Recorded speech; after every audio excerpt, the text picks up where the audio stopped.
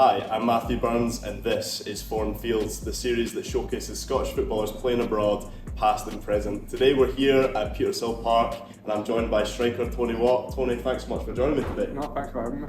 From scoring that unforgettable Champions League goal against Barcelona as a teenager to spells playing abroad in Belgium and Bulgaria, the two-time Scottish League and Scottish Cup winner is now leading the line at Partick Thistle under manager Mark Wilson, and sat down for an exclusive interview with Foreign Fields. First of all, Tony, how has life been so far at Partick Thistle for you? Aye, good. We've started well. It's only been a couple of months, but we seem to be on the right track. We seem to be moving towards the kind of goal we set ourselves. So I think it's fair to say as well, you've been enjoying yourself on the pitch as well. You've scored 3 goals so far in the Championship for the Jags, 2 in the League Cup as well. Has playing under Mark Wilson kind of given you that belief and confidence this season as a striker? Yeah, I think we've worked on a lot of stuff that's very beneficial for myself and the 2 white players next to me. So it's been really good. It's been eye-opening, and he wants to play football a certain way, and it's really enjoyable. And you mentioned there, obviously currently second in the Championship. I know it's early days, but how important has it been for you and the team to get such a positive start to the new season? Yeah, it's always positive whenever you're winning games, but we're doing it the right way as well. We're doing it exactly how the manager wants it, and we're not just going into games and not knowing what to expect. We know how even if we're not getting a great result, we still know there's a lot of good things to be took out of it. And what was the big thing for you when you were first having those conversations with Mark before you moved to Partick Thistle? What was the big thing that kind of attracted you to the club? Yeah, I know how he works. I know, obviously, he was at Celtic when I was there. We only crossed paths for a wee bit, but I know what he's about, and I know him through people as well. And no, it's been good. It's been, the conversations were detailed, and they were all about like what we want to achieve and how he wants to play, and how it's not just going to be a come here and relax, which that's what I wanted. I didn't want to come and just see out my career. Would you say as well he's quite a forward-thinking manager then? He has got some big goals in mind, whether it is pushing for playoffs or even getting promoted to the Premiership potentially? Yeah, I think he knows his football, he knows his stuff, and it's, like I say, it's good.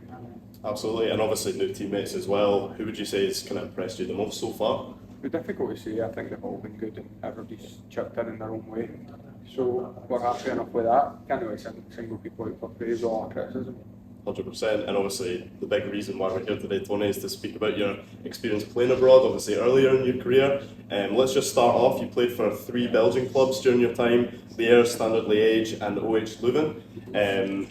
When you first moved to Lierre, first of all, obviously playing at Celtic, what was it like for you as a young player going over there? Was it quite challenging, kind of moving away from home as well? Yeah, it was difficult. I was only, I think, 19 at the time, but people welcomed me. People were really positive with me, and I kind of enjoyed it. It was a good kind of experience, and I played games of football, and I can't really complain.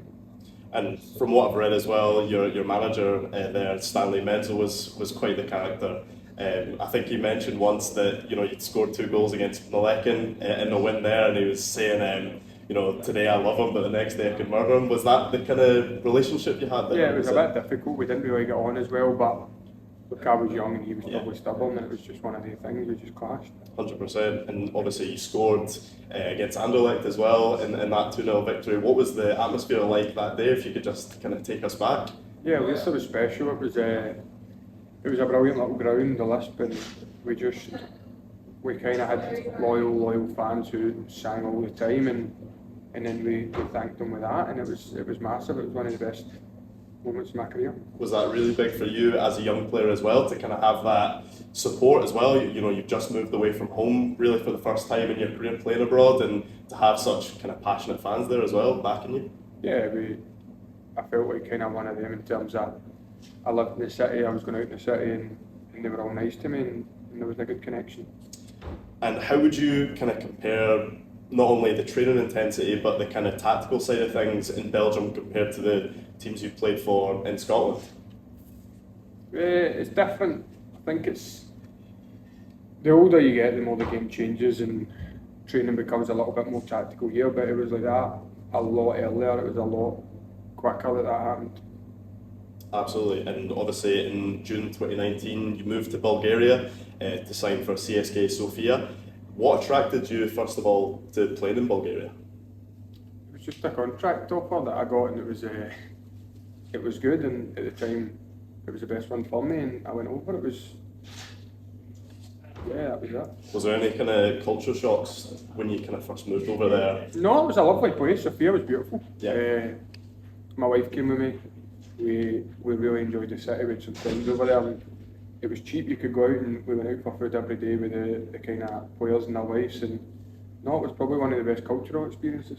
And when you look back as well, looking at your time both in Belgium and Bulgaria, do you think those experiences kind of set you up a little bit more, coming back to Scotland? Obviously, when you returned from Bulgaria, you went to get promotion with Dundee United. Do you think that experience kind of pushed you on a little bit as well?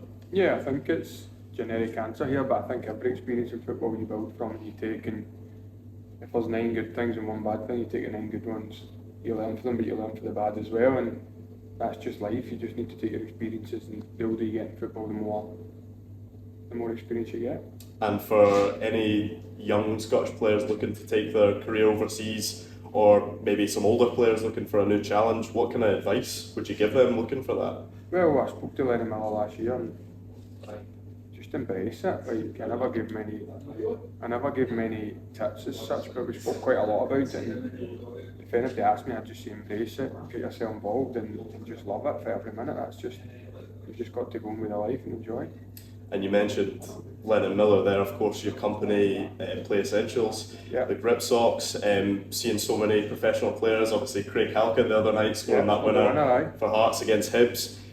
What is it like for you to have this business, first of all, and seeing some top players kind of representing the brand and scoring some big moments as well? It's good to get something to grow in football. You always want to get from some level to another, and that's the thing in my life. I always like to start something and try and grow it, and that's one that you can grow, and we seem to be doing all right with it. We'll just try to get them out to as many players as possible and see where it goes.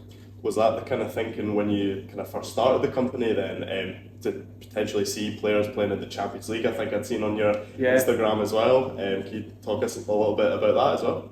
Yeah, we'd love to have people in the Champions League wearing them. We'd love to have people at the upcoming World Cup wearing them. We'd love to just have people everywhere wearing them, to be honest, and it's just how many we can get. We just wait and see, but we're taking it slow. Football comes first as always, and we're growing it in the background.